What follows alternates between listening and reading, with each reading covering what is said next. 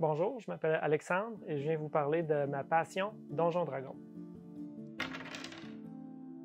J'ai commencé à jouer à Donjons Dragons dans les années 90. Ce qui m'a intéressé dans Donjons Dragons dès le départ, c'est l'imaginaire. Inventer des histoires, inventer des personnages, résoudre des puzzles, des casse-têtes, des pièges. C'était aussi l'opportunité de se faire des amis. Je viens d'une petite ville, puis lorsque j'ai commencé à jouer à Donjons Dragons, j'avais vraiment eu l'impression de trouver ma gang. J'ai toujours été intéressé par l'art, puis Donjons Dragons, ça me permettait d'exprimer cet art-là en faisant des dessins, des peintures de personnages, de lieux mythiques qu'on imaginait.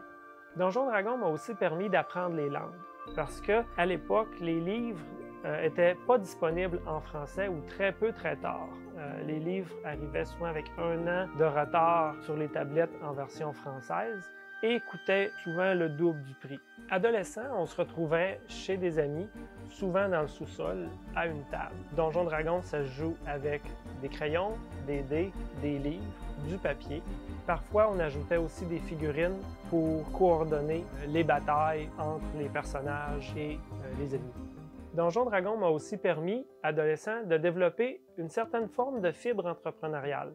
Avec des amis, on avait un club de grandeur nature qu'on gérait un peu comme une entreprise. On avait des activités qu'on préparait pour nos amis, on préparait des costumes, on avait une encaisse, des entrées, des sorties, on avait même notre manuel de règlement qu'on imprimait. Donc tous ces aspects-là m'ont permis de voir un peu comment une entreprise pouvait être développée et roulée.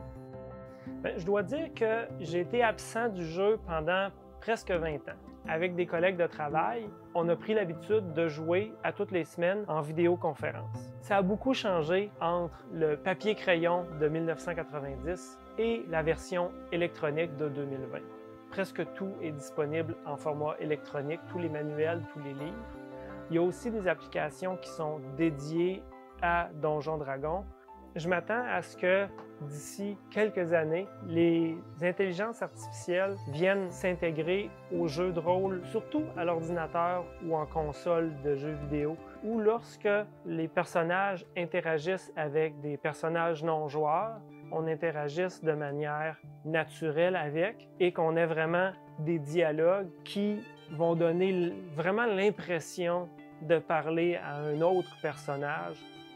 On peut dire que dans les 2 dernières décennies, la culture geek a vraiment pris un essor et Donjons Dragons fait partie de cet essor-là. Les films comme Star Wars, Le Seigneur des Anneaux viennent vraiment démocratiser cet intérêt que presque tout le monde a pour le magique, le fantastique. Plus récemment, la série Stranger Things sur Netflix met en scène des enfants, des adolescents qui jouent à Donjons Dragons. Hail, Lord Vecna. Le plus simple pour commencer à jouer à Donjons Dragons, c'est de se joindre à un groupe existant. Ça ne demande pas beaucoup de matériel, crayon, papier, un ensemble de dés. Si le cœur vous en dit, vous pouvez vous procurer le fameux manuel du joueur. Vous pouvez aussi utiliser plusieurs applications en ligne. La majorité sont gratuites où vous pouvez concevoir vos personnages et même les jouer avec des versions mobiles. L'essentiel du jeu n'a pas vraiment changé depuis 1990, donc il n'est jamais trop tard pour commencer.